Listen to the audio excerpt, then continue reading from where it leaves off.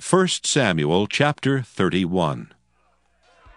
Now the Philistines fought against Israel, and the men of Israel fled from before the Philistines, and fell down slain in Mount Gilboa.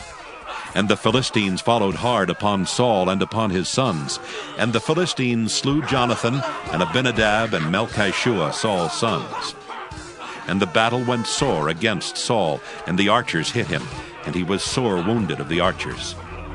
Then said Saul unto his armor-bearer, Draw thy sword, and thrust me through therewith, lest these uncircumcised come and thrust me through, and abuse me.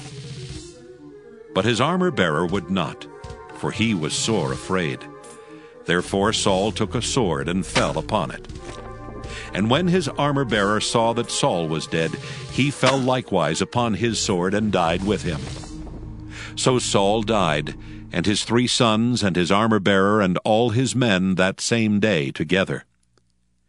And when the men of Israel that were on the other side of the valley, and they that were on the other side of Jordan, saw that the men of Israel fled, and that Saul and his sons were dead, they forsook the cities and fled, and the Philistines came and dwelt in them.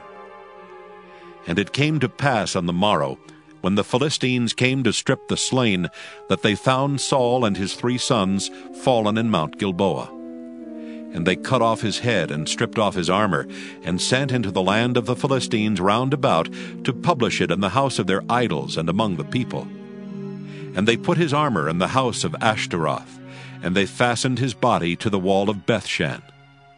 And when the inhabitants of Jabesh-Gilead heard of that which the Philistines had done to Saul, all the valiant men arose, and went all night, and took the body of Saul and the bodies of his sons from the wall of Bethshan, and came to Jabesh, and burnt them there. And they took their bones, and buried them under a tree at Jabesh, and fasted 7 days.